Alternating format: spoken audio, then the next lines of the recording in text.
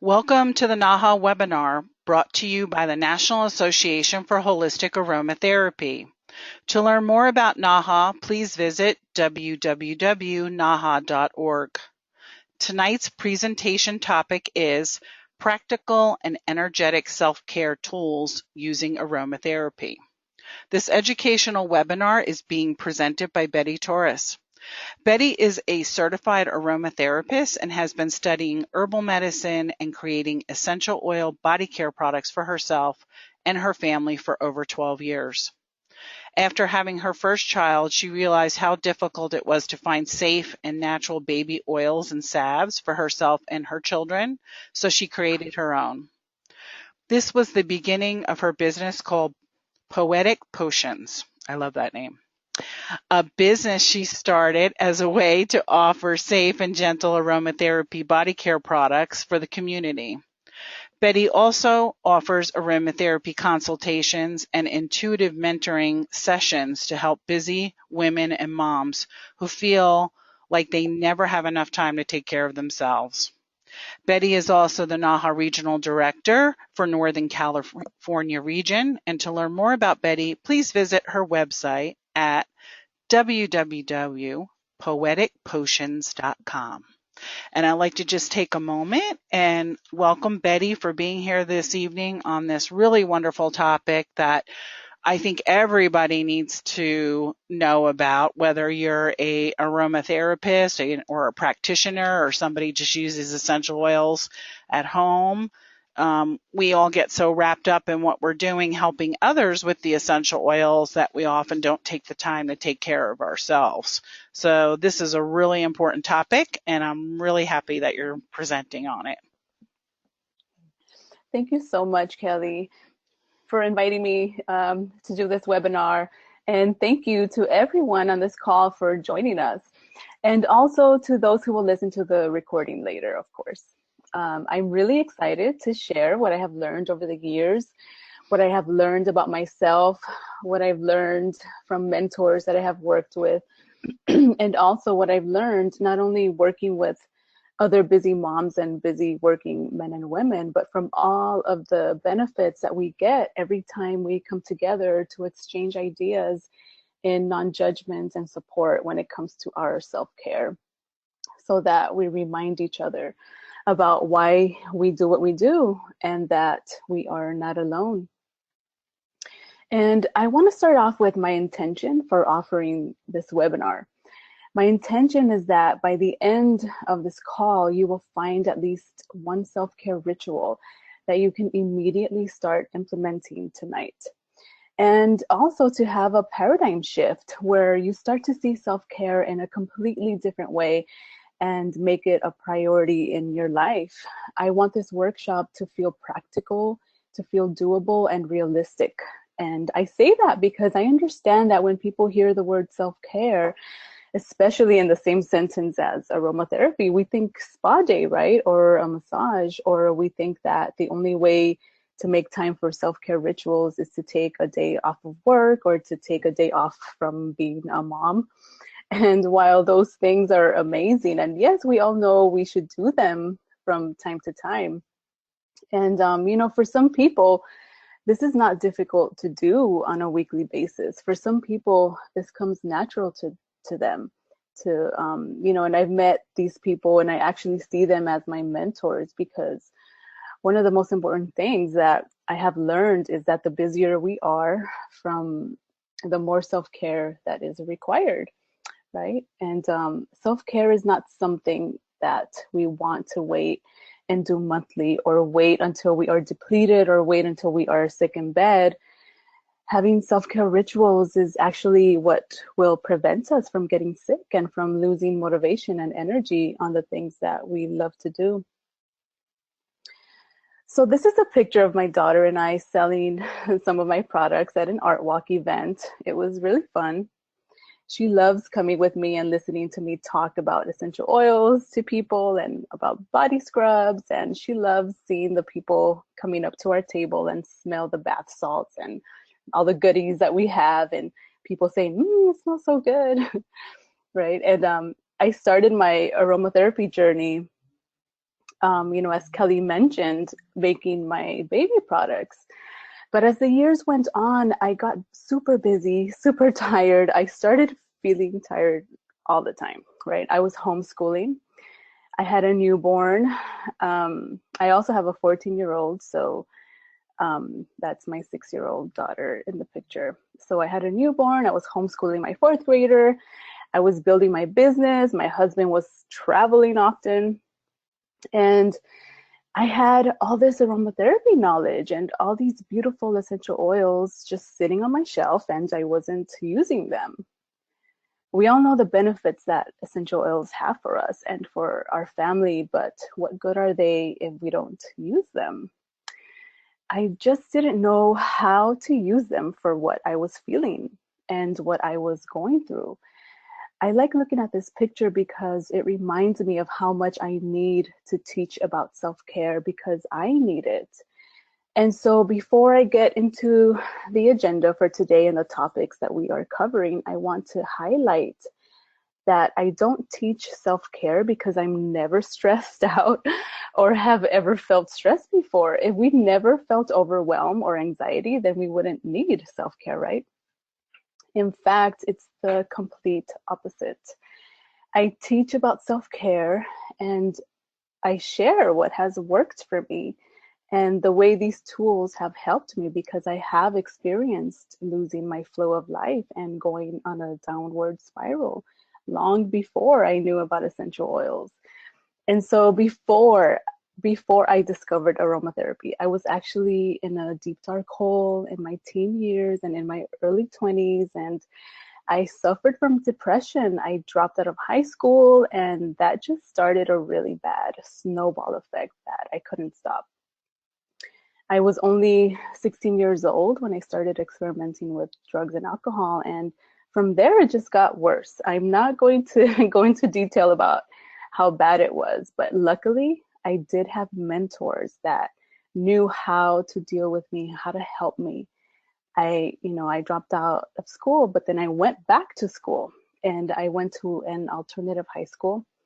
I hardly ever went, but the teachers there, somehow they saw my potential. They liked my writing because I wrote poetry and I shared it with them for some of my assignments, for English class. And they liked my creative expression. And so for whatever reason, they gave me a chance after chance. And eventually I did graduate from high school, and they even gave me a job there. They wanted me to be a teacher's assistant because they thought that I could help the other students since I was close to their age and they would be able to relate to some of the struggles that I went through. And so because these teachers gave me a chance, I actually started believing in myself again. And really, that was the beginning of my healing journey early on. And, I was really trying hard to stay sober, but after that type of lifestyle, it was difficult to stay clean because I was suffering from depression. And I didn't know it at the time, but looking back on it now, it's very clear that that's what was going on. I was depressed, but I just didn't know it. And so I got to a point where I did have to reach out for help. I spoke to pastors. I started reading the Bible. I read Buddhism. I got really interested in religion and all types of religion and philosophy. And I did enroll in community college. The teachers I worked with at that alternative school, they told me that I can have a job there under one condition, and that was that I enroll in community college. But that was the best thing I ever did. I started learning how to take care of myself because I didn't want to lose that job. And I didn't want to disappoint these people that believed in me. And I share this story because I can say that early on, I understood that self-care is a necessity for me and not a luxury. And so community college was life-changing for me. It led me to all the right people and all the right experiences. I was in alignment. Things weren't easy, not at all, but I was in alignment and my life felt like it was in flow again and it had meaning. I came across my first self-help book. It was called You Can Heal Your Life. I'm sure some of you have heard of it, by Louise Hay.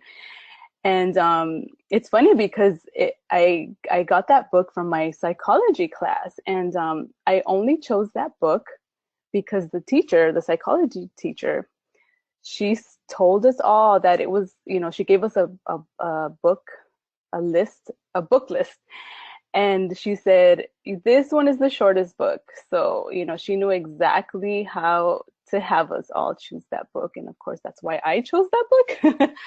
But after reading that book, it really did change my life. And another book that I came across was The 7 Habits of Highly Effective People by Stephen Covey. And that book was assigned by my English teacher. And the seven Habits book was the first time that I learned the term paradigm shift. And so a lot of really cool things started happening. I took a music class. I met other musicians that were my age, other poets, and that's why I named my business Poetic Potions. I started reciting poetry in public and in little coffee houses, and a lot of really good things were happening. Another book that I came across that was really life-changing was the Herbal Healing for Women by Rosemary, Caddy, and I'm sure that a lot of you have heard of this book also. And so eventually I learned that with any type of dependency on alcohol or drugs, it affects our dopamine levels, which is our reward and pleasure center in the brain. And this is when I got really serious about my health. I used herbal medicine to nourish my depleted nervous system and organs, and I started going to sweat lodges and being part of indigenous ceremonies, actually. And, I was purging all of that stuff out of my system, but it also gave me access to life energy again, and it nourished my soul. And I even developed a relationship to Mother Earth and nature, and I developed my intuition, and it was exactly what I needed. And I can even say that I somehow reset my brain. I wasn't at all craving anything to do with unhealthy people or, self-destructive lifestyle anymore. So fast forward 15 years later, right? This was all 15 years ago, and I turned out okay. I'm one of the lucky ones, actually. And that was the beginning again of how I started my love of self-development and herbal healing and intuitive and spiritual practices and ceremonies and aromatherapy, of course. After a few years of deep healing, I wanted to share my knowledge with people, and my new beliefs around self-care was that small little actions and rituals can have a huge difference in our life, because I was proof of that. But I can also say that I could not have done it without the help of other people and support, which is why now I do this just to, I'm passing along all of the wisdom and knowledge that has been shared with me over the years. And so let's fast forward again to when I got my life together. I'm a certified aromatherapist. I have my little side business. I have 2 kids, and it's been almost 10 years of being clean and sober and focusing on my health. So I'm talking about 5 years ago, right? Because I did have another moment in my life when I was homeschooling my son, like I mentioned in the beginning. He's in 4th grade at that time. I had a newborn. I was super overwhelmed. My husband was out of town a lot. And I haven't talked about being a working mom, because I was also a working mom at one point. And, by that time I was a stay-at-home mom because, for whatever, I chose to risk having less money and grow my business. And I was also a working mom. So even though I chose this stay-at-home lifestyle, work-at-home mom lifestyle, I was on the verge of panic attacks daily for about a week. I'm not sure exactly, maybe, I don't know if it was for a week or longer, but I didn't go into full-fledged panic attacks because I had learned breathing exercises to help me. And I had these healing modalities that I learned over the years. And when I was really burned out, I had other tools that helped me with that, for example, like making myself valerian tea or skullcap tea. And when I was sick, I used my aromatherapy. Okay, so this is my point. I used these tools when I was already burned out. It hadn't occurred to me that I was only taking care of myself when it was too late, right? And again, this had to do with my belief around self-care. I knew for a fact that little action steps can lead to big changes. My belief was that self-care was for after I was burned out, or only when we are in chaos like I was before. And so the example I shared before, when I was in my teen and early years, that was an example of when I didn't know how to take care of myself. And it was sort of an excuse, right? And then I got help. But what was my excuse now? What it was that I didn't know how to incorporate these techniques in practical ways, maybe. But a big part of it was that I just forgot. I loved being a mom. I loved helping people. I knew how to do these things. I just forgot to do them for myself. We all forget, right? We're all so busy with our day-to-day lives. Either we forget or we don't know how to make it easy for ourselves to implement them into our life and, turn it into daily self-care rituals so that they are preventative health practices for our body, mind, for our emotions, for our spirit, to make sure that we don't lose our life force. So here's the agenda for today.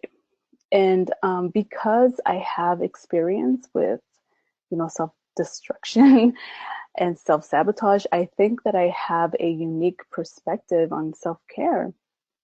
And so what I am going to cover today is what self-care is, how self-care and self-reflection go hand in hand, self-care and empowerment, self-care and mindfulness practices.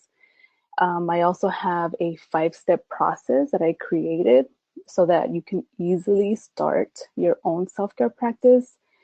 Aroma guides, that's what I call essential oils, and creating self-care aromatherapy blends.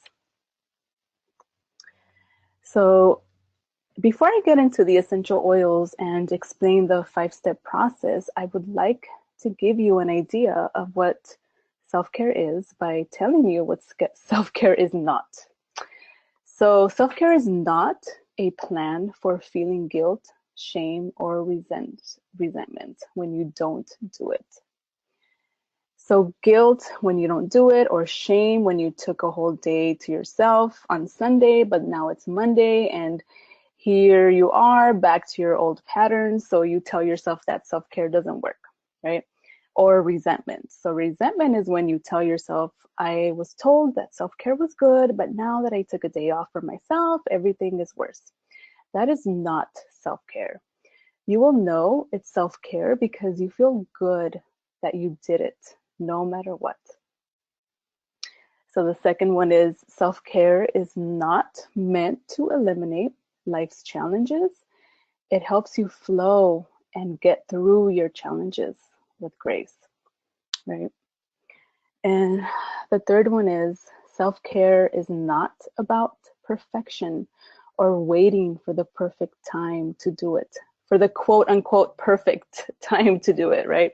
It's not about creating the perfect sacred spa retreat in your home when your home is a mess. So you tell yourself, my home is a mess. How can I create any type of self-care?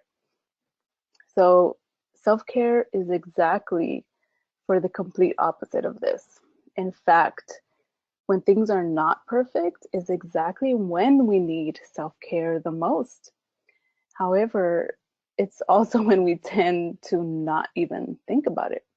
Self-care doesn't even occur to us when we need it the most, which is why it's best to choose one or two self-care routines to implement and have it become a daily habit so that it's an easy access tool for us during, the most stressful times when it's not the ideal time to learn or start something new.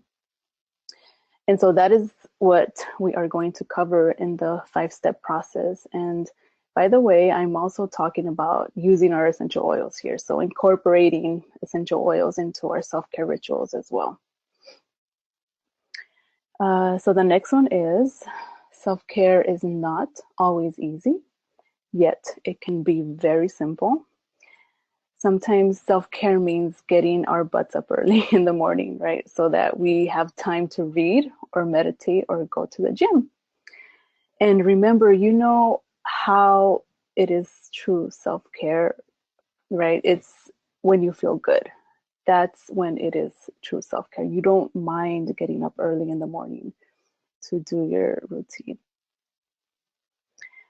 And so self-care is not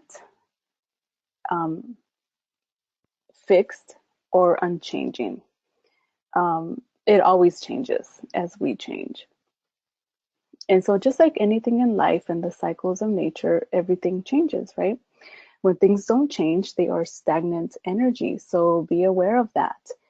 You will most likely be changing your routine as the seasons change or when you are in a different phase in your life. So same with self-care.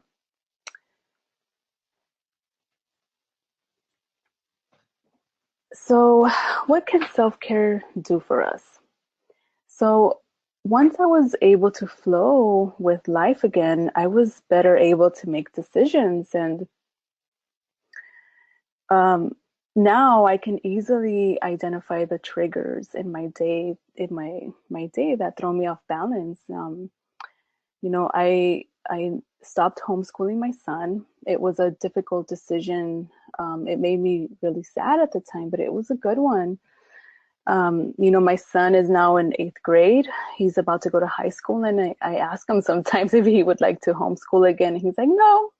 So that's good. Now looking back on it, it was a tough choice, but it was a good one. Something that I had to do for myself.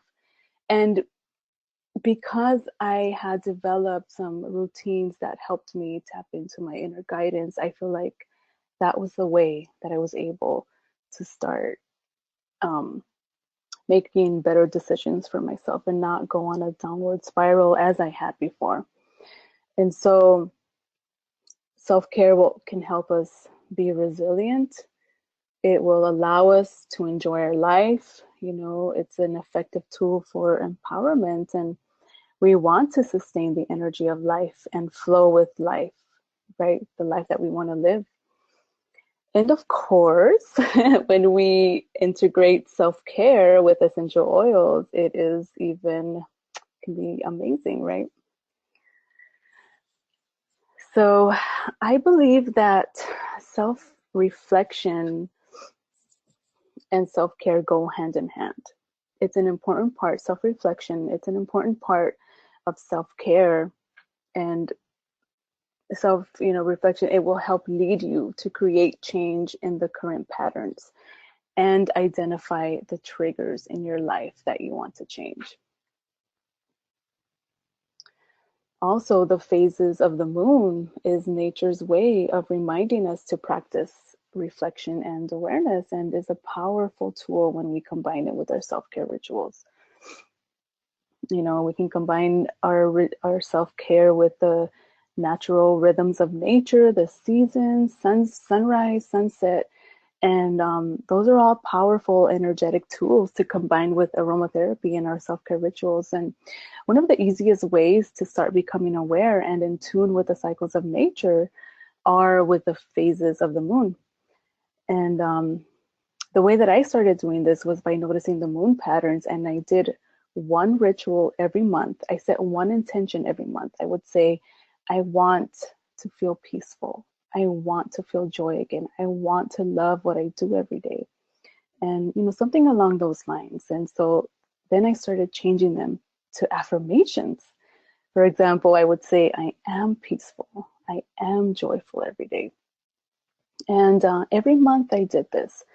I felt big changes in my attitude and in my emotions. And I would even ask, when things were really bad in the beginning, I would just ask, what if I could have the life I want? What do I want? What if I act as if, right? Those are examples of some reflection questions that we can start with.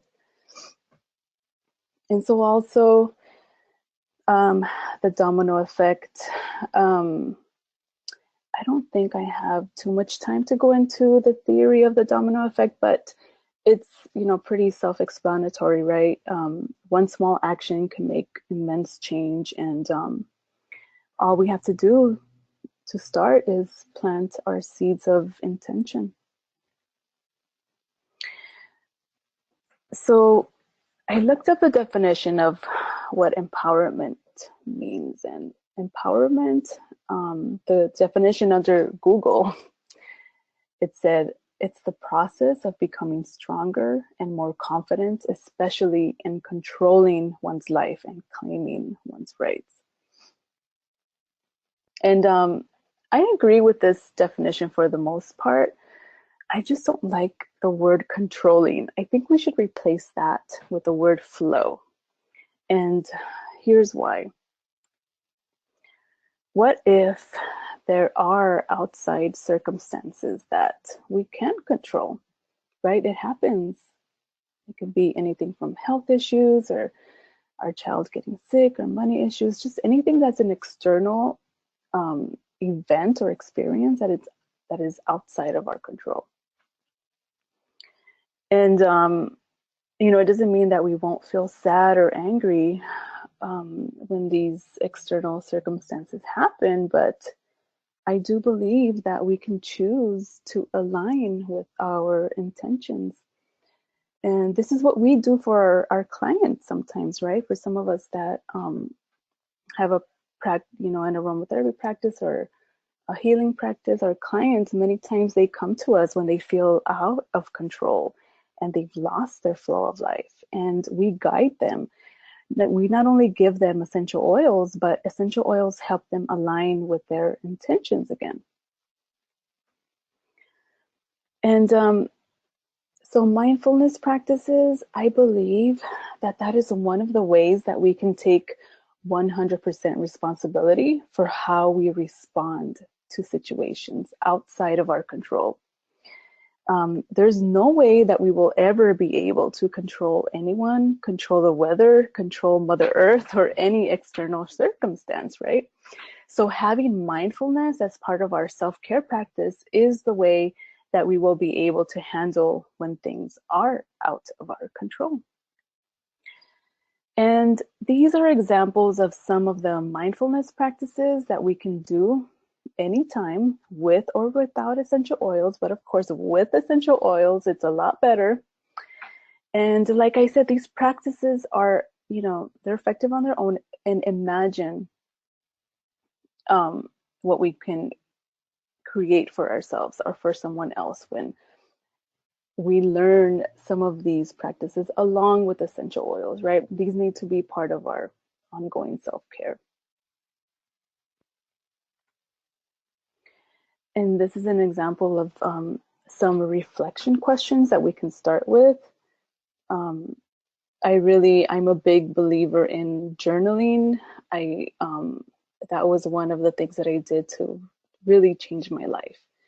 Along with some of the other things that I mentioned, but my poetry, that was one of the ways that I started journaling. And the poetry was it was like I really needed to express myself. I really needed to be honest, like deeply honest, but I didn't want anyone else to know and, read what I was reading. So what I did was I would mask my feelings into different words and poetry. So it was very abstract poetry. And that way, if somebody else read it, they would think it was beautiful.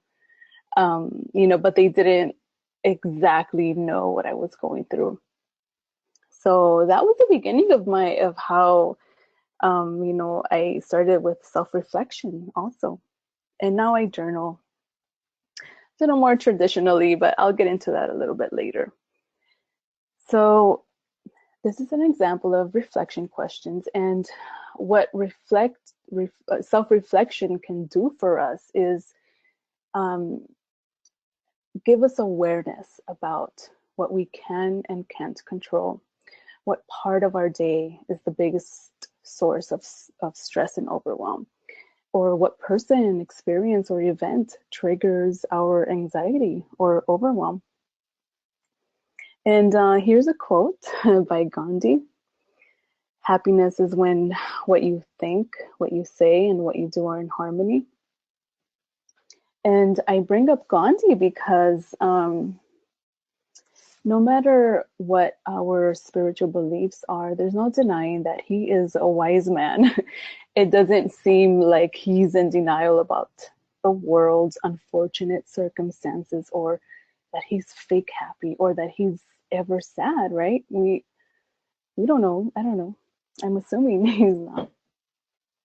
And I bring this up because I found a really interesting article in HuffPost. Actually, I saw a TED Talk by someone by the name of Daniel Gilbert, and he talked about synthetic happiness versus natural happiness. But I want to bring up what HuffPost said about this TED Talk. It said, I'm quoting, being happy is quite simple. You want something, you get what you want, and boom, you're happy. That's a natural happiness. But what happens when you don't get what you want? Simple, right? You aren't happy. Could you be happy even after not getting what you want? Yes. But you have to synthesize happiness, end quote. So in energy medicine, spirituality, and religion, and shamanistic healing, and indigenous ceremonies, these practices and beliefs, they teach you the opposite of what this HuffPost article said, right? The article said, you want something, you get it, and you're happy. And if you don't get it, you're unhappy. But is that what the real world is like? We can really learn. I don't think so. I mean, we can really learn a lot from nature about this, because the natural order of life is not to control things. Like, as I mentioned before, we think we get used to needing to get things, right? And that's not what, Mother Earth and the planet teaches us. It's just not always about getting things. And bear with me, I have a point about this. So now I'm going to get into the rituals. So studies show that in order to change your belief, you need to change your action. But in order to change your action, you must change your belief or your behavior. And here is why I spent a lot of time talking about my experience and giving you a long-winded explanation about why self-care is a necessity and not a luxury. And it's because, self-care will help us create a pattern of evidence in our brain to observe and build trust. And, self-reflection is one of the first mindfulness self-care practices. But if we have a belief that is standing, according to this and some research that has been done, if we have a belief that is standing in our way of living the life that we want, or standing in the way of self-care practices, we want to find out about that. So here is the 5-step process.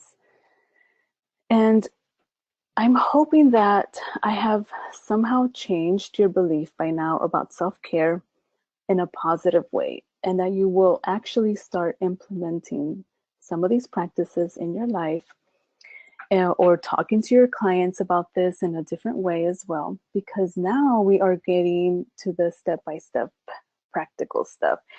And if you have had a paradigm shift or an aha moment, then I know that you will start implementing these practices into your life. So step 1, set an intention.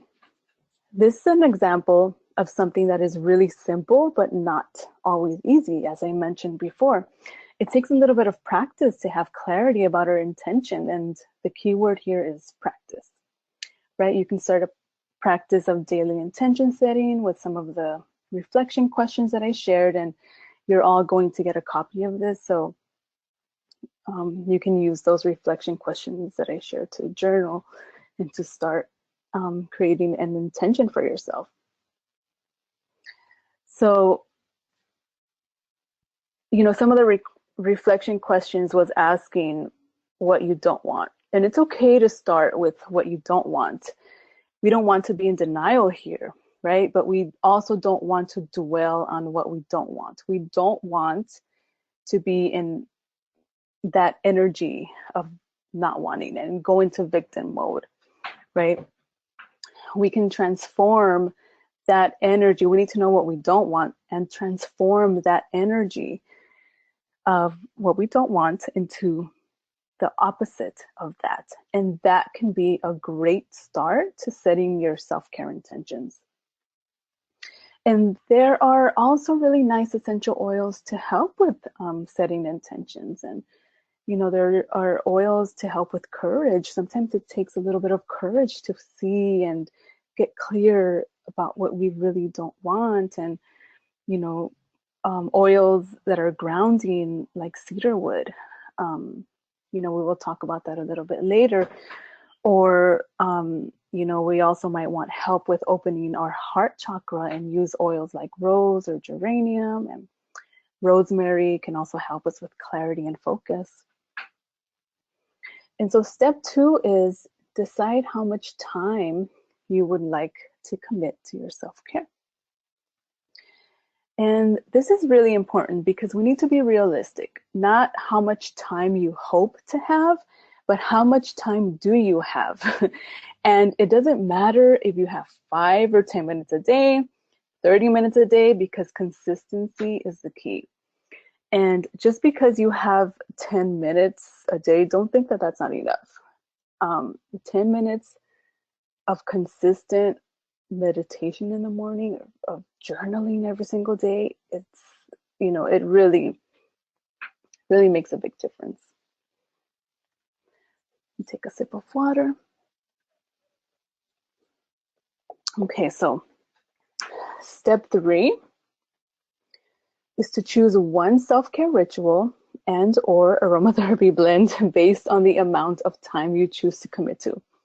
And I say and or because if you don't have an aromatherapy blend ready, I don't want that to be an excuse to not start your ritual. You choose your ritual based on how much time you have, not the other way around. So I hope that makes sense. So this is what I mean. So you these are some tips to create, or, you can create your own self-care ritual, or you choose something that has worked for you in the past, or choose one of these morning and evening rituals that I will put here in a minute. So these are examples of some morning self-care rituals. And I do suggest that you start with either a morning ritual rather than an evening, because this will set you up energetically for the rest of your day. And I'm not going to go through each one of these because, as we mentioned, you will all have a copy of this and you can choose which one resonates with you the most. My daily requirement is light a candle and journal. And I feel really good. And, I miss it sometimes. I'm not super religious about doing it every morning, but I can tell when I don't have my self-care ritual in the morning, things are feel a little off. And so these are examples of some evening rituals. Evening rituals can also set you up for the next day if you do them consistently. For some reason, I have a little bit of a harder time with evening rituals, and it's easy. I did find myself trying to do a ritual, and I do sometimes. I created a dream blend, which I will share the recipe with everyone a little bit later. And I have it right by my bed, and I still forget to use it. But it's okay as long as I do my morning self-care ritual. I'm good about not beating myself up too much about it, and I do it consistently. But my evening ritual, I tend to remember when it's on a full moon or on a half moon. So that's another example of how I use the moon phases to remember my self-care rituals. So now we're on step 4. Step 4 is practice your self-care ritual for 5 days straight. If you do amazing for 5 days straight, then choose another ritual to implement, or choose a little bit of a longer ritual. And step 5 goes along with step 4. You want to record your experience daily. So record every day that you complete your self-care ritual. The intention for doing this is so that you figure out what works and what doesn't work. And not only to figure out what works, but also to build confidence in yourself when you write down this self-care act that you accomplished. When in the beginning, when you first start this, you don't really have confidence that you can do it, right? Especially if you tend to procrastinate a lot. You want to develop a track record. And I did bring this up in this one of the slides earlier,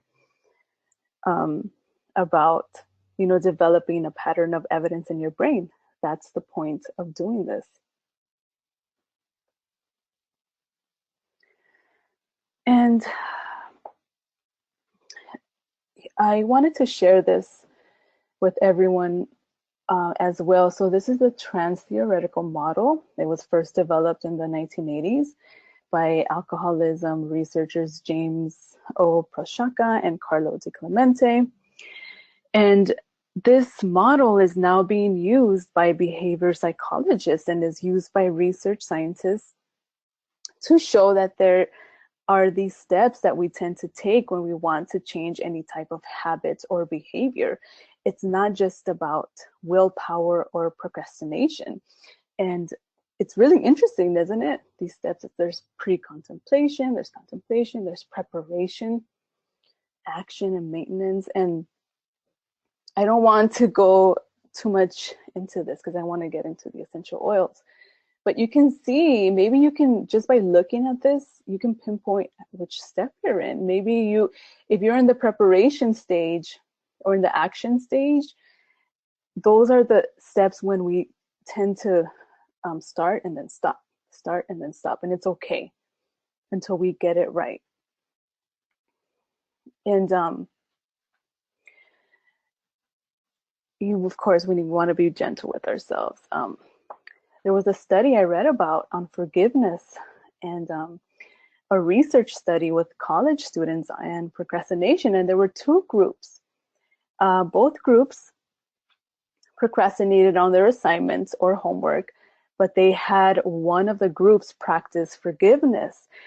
And what happened was that the group that forgave themselves for procrastinating were more likely to do the work afterwards than the group that did not forgive themselves for procrastinating.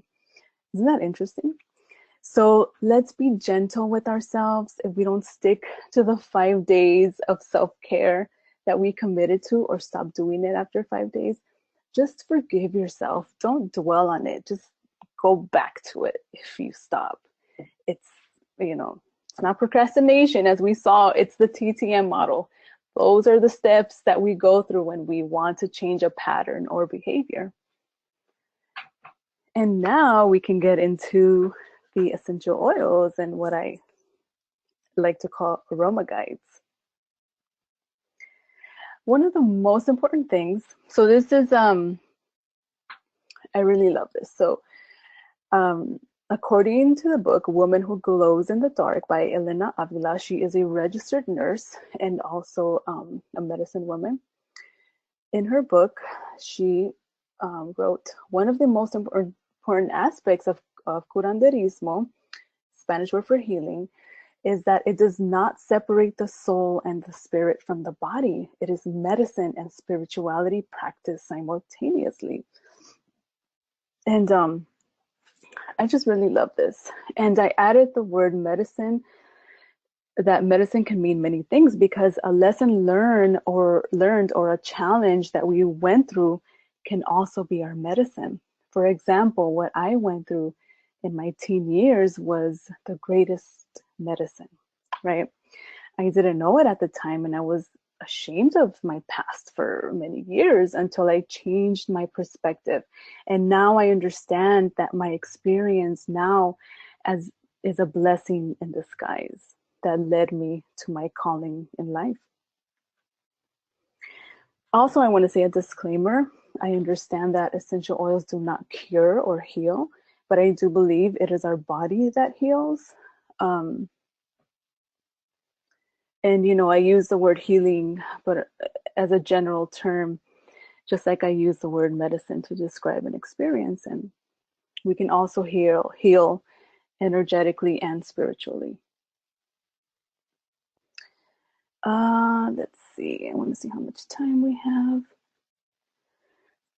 Okay. Also, many cultures believe that the healer or practitioner must have an energetic or spiritual connection with the plant. Many aromatherapy students have asked me, I'm sure, they always ask, how do I know which brand of essential oils to choose? How do I know which essential oil to use when they're so versatile? And even with the knowledge we have,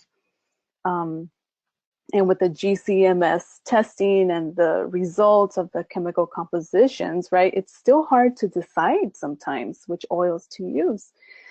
And my advice is always to listen to your inner guidance and develop your relationship with essential oils and the plant spirit. And for some of us that have many years of experience, we've been developing a relationship with the plant spirit and our inner guidance, right? Whether we realize it or not. Working with plants are ancient practices that have been encoded in our DNA and in our cells, which is the reason a lot of us are led to have an interest in aromatherapy and herbal medicine.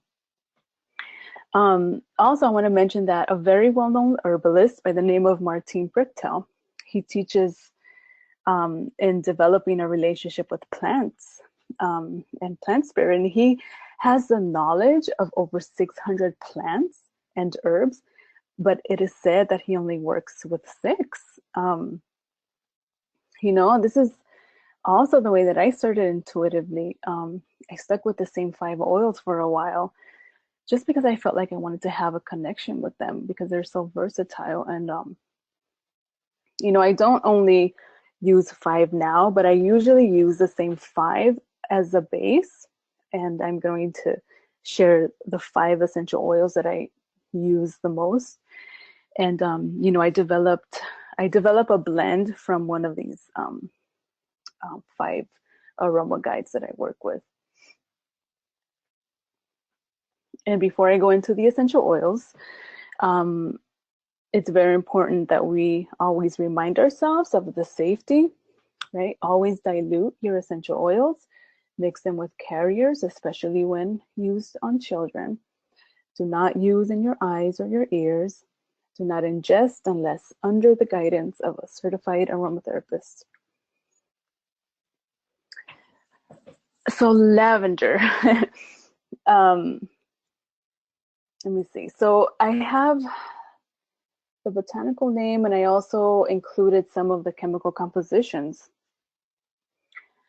I like to use lavender for guidance and intuition, and also for emotional issues. And I know that lavender is not everyone's first choice to turn to for emotional issues, but since this is the one that helped my emotional issues, this is the kind of relationship that I developed with lavender, with the oil and the plant. And I have had really good results with my kids and with my clients with essential oils.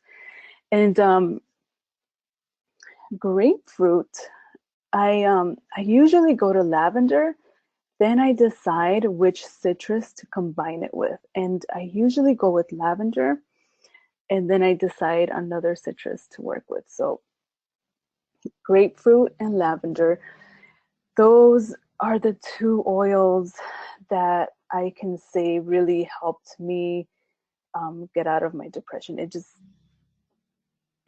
really guided me, and it helped me with that. And as we can see from the chemical compositions, and it's funny, I think it's really fun to choose your essential oils first intuitively, and then you go into the chemical compositions, and then you can see if you were right about what you chose. And most likely you usually are on point when you listen to your inner guidance. So this is rosemary. Rosemary, I think, is a very underestimated essential oil, because it grows abundantly everywhere as a plant. It's also very powerful, and as an essential oil, it's very interesting. This is one of my go-to essential oils for most spiritual disorders and imbalances. What I do is, once you ease the soul spirit with joy, with lavender and citrus, then I work with rosemary to expel the stagnant energy, right? Where I see it as where citrus helps move the stagnant energy, rosemary helps move it out in the form of phlegm and bacteria. Just like we don't want to repress a cough, we also don't want to, just like we don't want to repress a cough, we also don't want to repress our spiritual energy, right? We want to expel it. And my husband's mother, actually, when I started learning about aromatherapy, I've been with my husband about 18 years now. I was going to say 17. She grew rosemary in her front yard, and she would get bundles of rosemary, and she would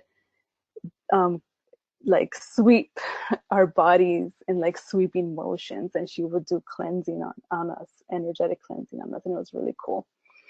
I thought it was really cool that she did that as I was learning about this as well.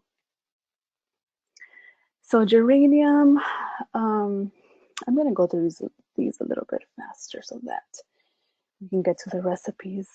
Geranium is one of my favorite oils to use during the new moon.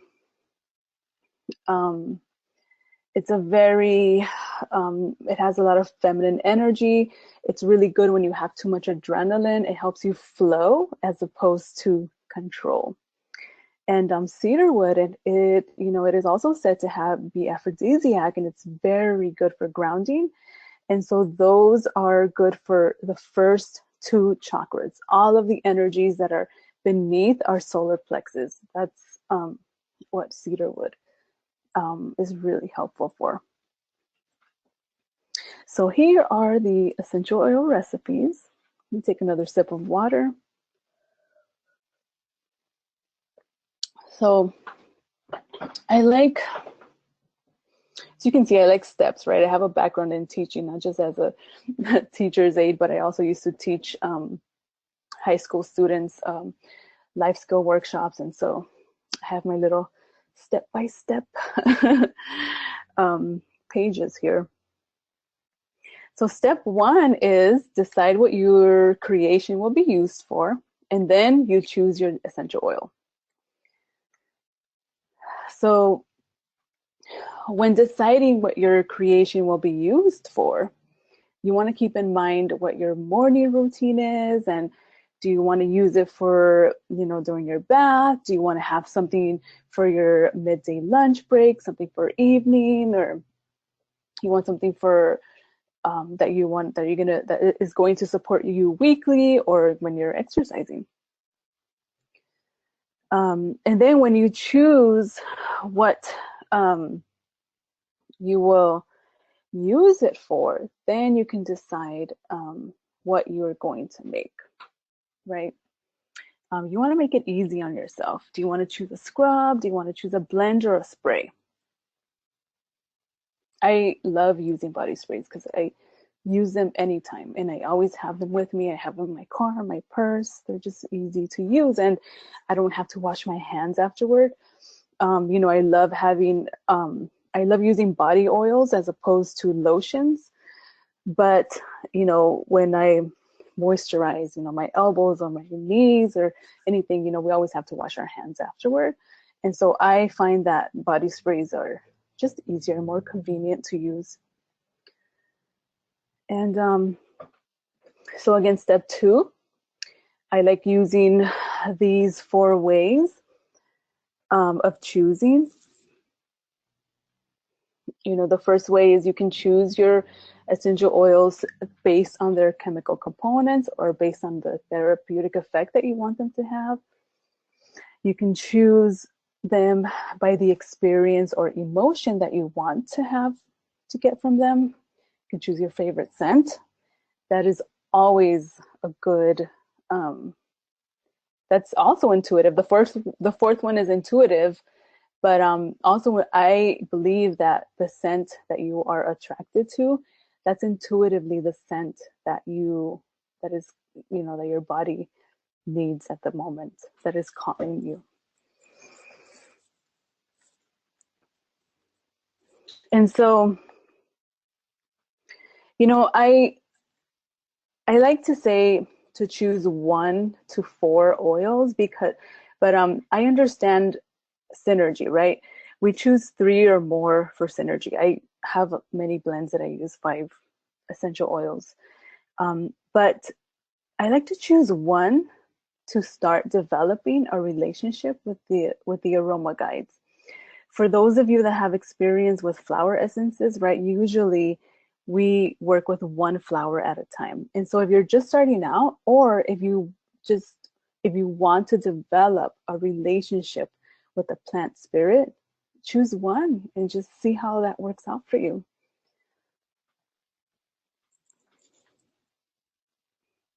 And then step 3, of course, is you set your self-care intention. This is the most important step. When you make a blend, always give it some energy, hold it in your hands, put it next to your heart, and set an intention. What is it for? How is it going to serve me? If you make it for someone else, this is my favorite part. When I make it for somebody else, I always hold the blend. I close my eyes, I take some deep breaths, and I say some intentions for them. You know, intentions are just like prayers, and you can call it whatever you want.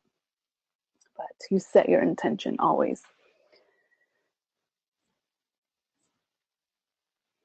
Oh, and also with the when you set your intention, now that you've created your blend, you're not going to let it sit there, right? You created your blend. Let's go back to that one. You create, the intention is so that you can use it, right? You have your blend. You also have your self-care plan that we talked about earlier, and that is going to assure you of using your essential oils. Okay, so now let's get to the recipes. So this dream recipe is a lot. I find that a lot of my clients need help with sleep. I actually don't need help with sleep. I sleep very well. But this is a really good blend that I have had a lot of good results. I actually have a lot of testimonials on my website that say how great this worked for them. So I use lavender, clary sage, and Roman chamomile as my base. And then I add a few other essential oils that I feel that they will need. This is a recipe for an energy clearing bath. I don't usually advise baths for people because I know that they take really long and they take a lot of effort. But I do recommend this if you suffer from depression. Baths are really, really healing, and they remove the spiritual and the stagnant residues that negative past experiences leave behind. And that most of the time is what leads us to depression. Baths, if you don't have a lot of energy, just fill your bath and just go in the water, and you just have to lay there. And it's really, really healing. So this is a grounding spray. I find that this recipe, it helps your stagnant energy move from your head, from the top of your head to the bottom of your feet. And this is why I like to combine citrus and cedarwood, because, as I mentioned before, cedarwood helps with the first two chakras, the grounding, the first chakra and the second chakra. And the grapefruit helps with just, uplifting and helps you feel joy. And I have one more quote. I alone cannot change the world, but I can cast a stone across the waters to create many ripples. And I wanted to leave you all with this because whenever you think that self-care is selfish, just think of this quote, because any little act of self-care that you do for yourself, it will ripple out in a positive way and benefit not only you, but everyone around you. And so I hope that this webinar was helpful for everyone. Here's my contact page. And that is all. I hope you all enjoyed it. And Kelly, I'm going to pass it to you now. Thank you so much, Betty. That was really wonderful. I really enjoyed listening to you sharing your personal story and how you helped yourself and then helping others. So thank you so much. Thank you, Kelly.